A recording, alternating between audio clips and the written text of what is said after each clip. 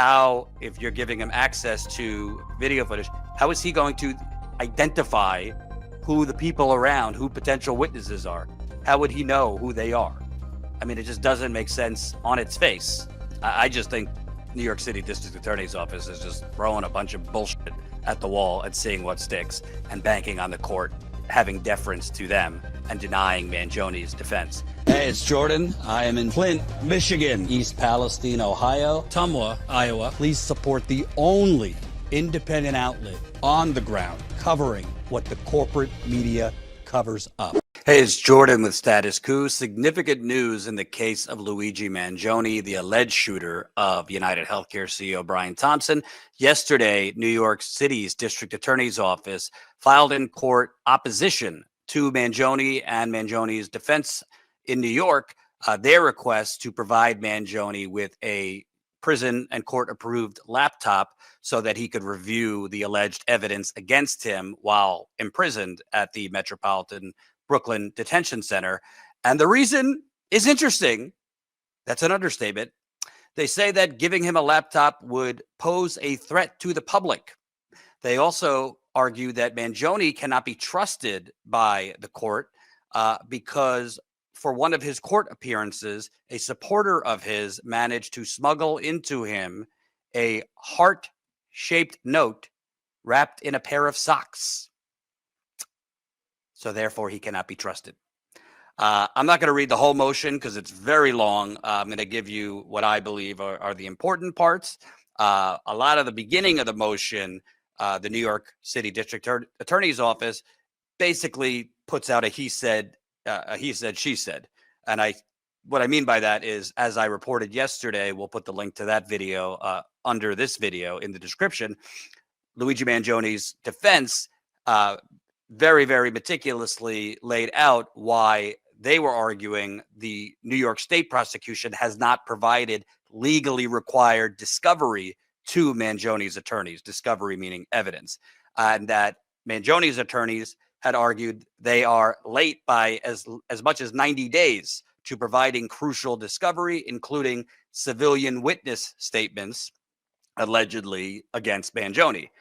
So a lot of the beginning of the file is New York City District Attorney's Office basically saying he said, she said, that's not true. We did provide it. So I'm not going to bother reading that part. I will read what I think is the most important parts here. And this, again, was filed yesterday in court in New York by New York City District Attorney. Moreover, even assuming that defendant was able to show prejudice related to a discovery violation, defendants seek an inappropriate and extreme sanction. While defendants' attempted litigation of the merits of a protective order are premature, a protective order meaning the defense is arguing against the issuance of a protective order. The prosecution is arguing for a protective order, even though they haven't officially requested one. And a protective order is just the prosecution asking to withhold from the defense the name and identity of civilian witnesses for their protection. Very common in criminal cases where there's violence. But in this case, the defense, Mangione's attorneys are arguing there's no need for a protective order. Mangione poses no threat to potential civilian witnesses that could potentially incriminate him. So the district attorney's office here argues, while defendants' attempted litigation of the merits of a protective order are premature, even a skimming of the news media, which defendant often cites to, highlight the concern of the safety of individuals who cooperate with the people's investigation. Defendants' conduct has directly led to several instances of harassment, backlash, and death threats against both individuals who have cooperated with the investigation as well as prospective witnesses, including employees of the Altoona McDonald's, where defendants was arrested, members of the Altoona Police Department who simply did their duty, and healthcare professionals, both associated with United Healthcare and others in the industry generally. So we must protect the healthcare executives at United Healthcare.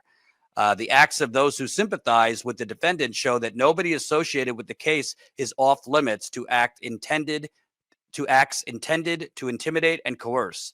As a result, the people will seek to protect the identities of all civilian witnesses and the extent of their cooperation with the instant investigation.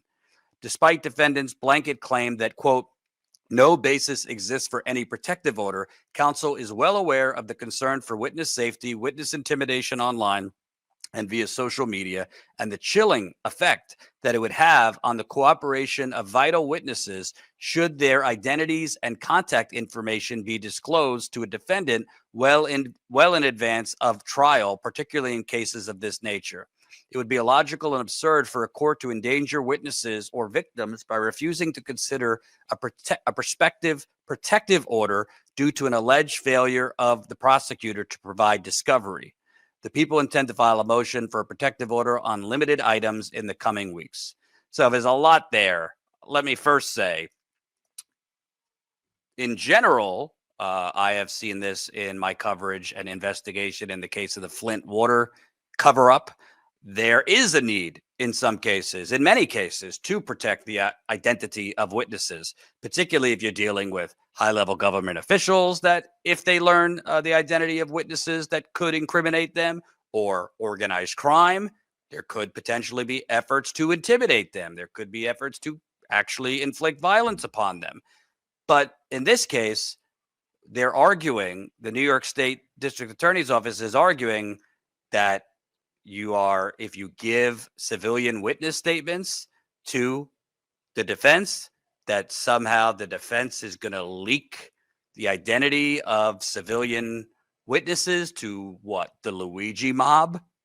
That's essentially what they're arguing, that Mangione and his defense could, leak the identity or information if it's going to the defense. Well, that's kind of at odds with Mangione's own alleged words.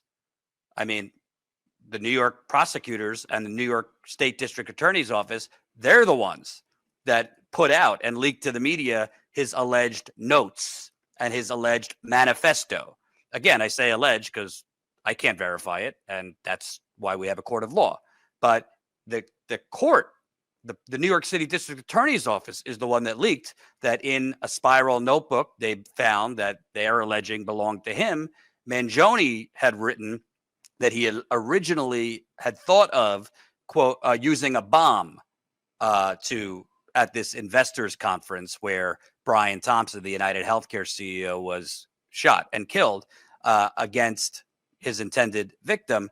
But then he decided not to because that could, quote, kill innocence, and that a shooting would be more targeted, quote, to kill the CEO at his own bean counting conference.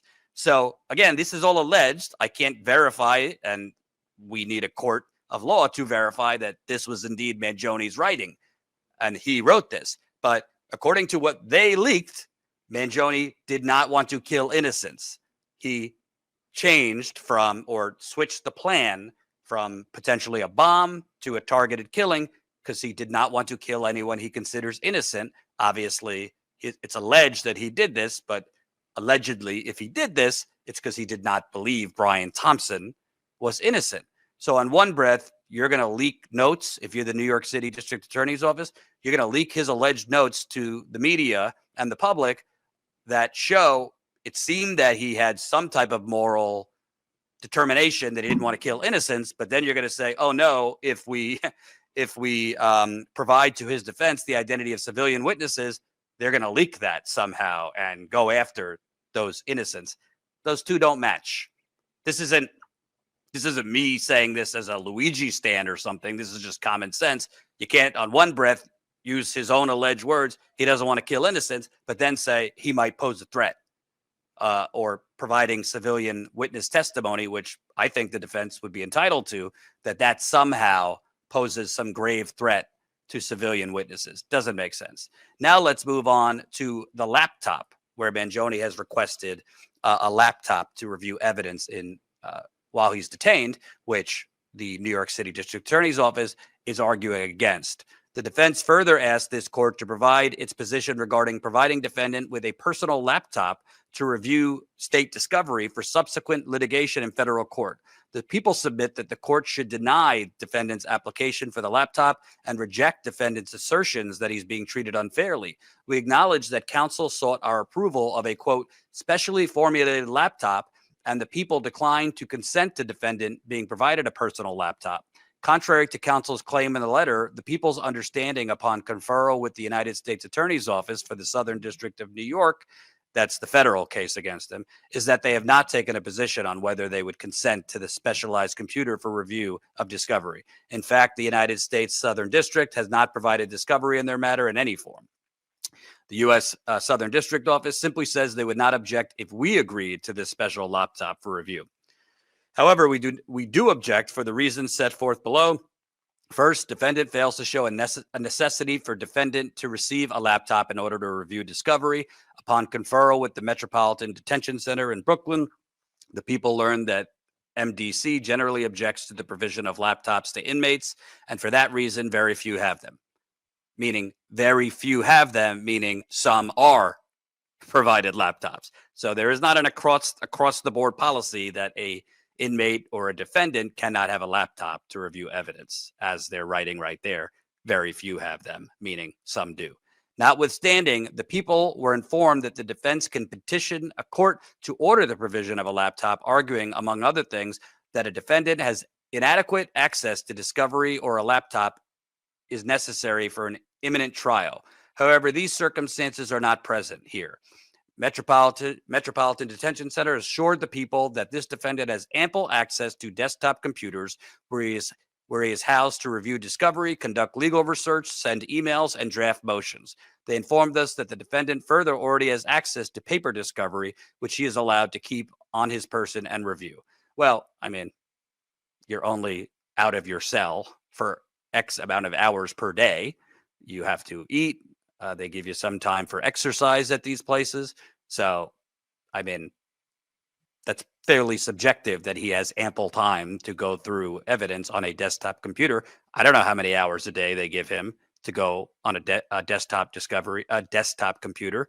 It's likely not enough, considering a ton of video evidence that he would have to go through, among other document evidence.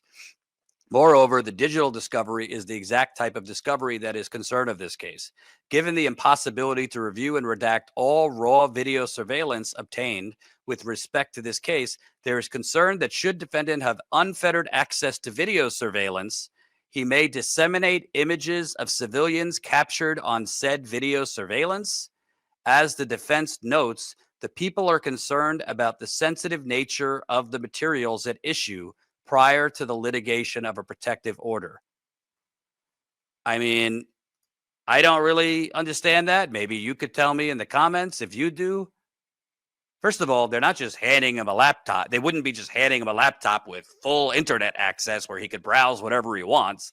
They would be, itemizing in a specific file format for him to be able to review video surveillance, alleged evidence through documents.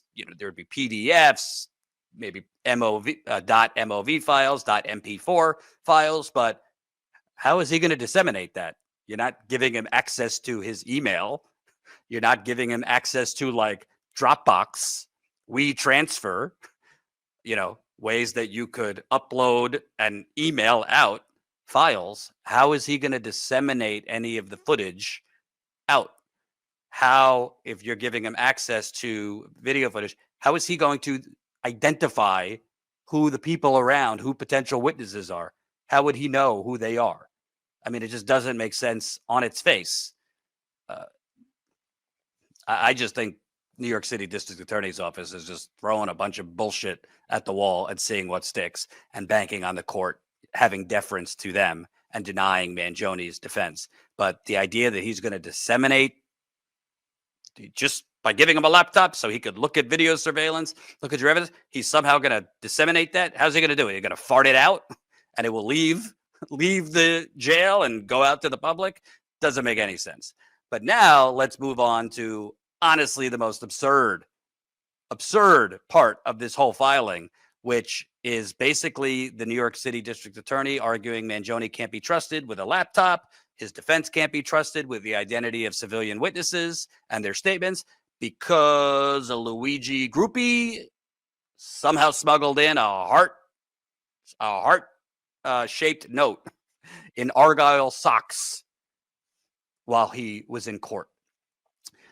While the defendant continues his unsubstantiated complaints of unfair treatment, the people find it important to make the court aware of how the special treatment to the defendant's benefit was violated when the people made accommodations for defendant's fashion needs during the last court appearance. So a little jab there about his fashion needs. Whereas most incarcerated defendants must wear jail-issued clothing at their calendar appearances, the people have ensured that this defendant has had the opportunity to change into different clothing when producing him to court. Prior to the February 21st, 2025 court appearance, Major Mike McKee, a New York State court officer assisting in defendant's transport, was given a bag of clothing for the defendant by members of the defense team. Investigator Sergeant Louis Capilupo was charged with searching the clothing. Among these items of clothing was a new pair of Argyle socks wrapped around cardboard. Secreted in the cardboard were two personal heart-shaped notes, one addressed to an unknown person named Joan, and the other to Luigi, stating in part, quote, "Know there are thousands of people wishing you luck." In spite of this, the defendant was permitted to wear the Argyle socks while he first changed into and later changed out of because he felt, quote, "they did not look good." Fortunately, the items smuggled were handwritten notes and not contraband capable of harming transporting officers. So, yeah, can't trust the guy. Don't give him a laptop. Don't give his defense the civilian witness statements, the identity of the civilian witnesses, because supporters sent in heart-shaped notes in socks. I've seen some legitimate calls in my over a decade of investigative reporting to protect the identity of witnesses. And then I've seen a lot of bullshit, which this, I would say, is one of them. He allegedly did a very heinous thing, but they also, through their own leaks to the media, have indicated he seemed to not want to harm or kill what he deemed to be innocents. So you can't give him a laptop because if he looks on the footage, he's going to somehow fart the footage out of the jail and into his angry mob of supporters. I'm not calling it that. That's what they're trying to depict here. You can't give him a laptop or the identity of civilian witnesses because he doesn't have a legal degree, as they stated. You can't give him a laptop or the identity of civilian witnesses because supporters sent him notes wrapped in hearts expressing thousands are supporting you. Doesn't seem like a legitimate basis to deny a laptop or to deny the defense the civilian witness statements. I'm sure there's going to be a tennis volley of motions here. But one thing is certainly certain here. It does seem like both the Pennsylvania authorities against him and the New York authorities against him are stalling and also doing their best not to provide all evidence to the defense while leaking alleged evidence to the media, as displayed by numerous documentaries that have already been out. One with New York City Mayor Eric Adams, another with a high-level detective, talking about alleged evidence that the defense was not given. We'll continue to stay on this. Please support our independent reporting, which I believe we've been the leading news channel on this, staying on this. Please support us for as low as $5 a month. StatusCoup.com/join.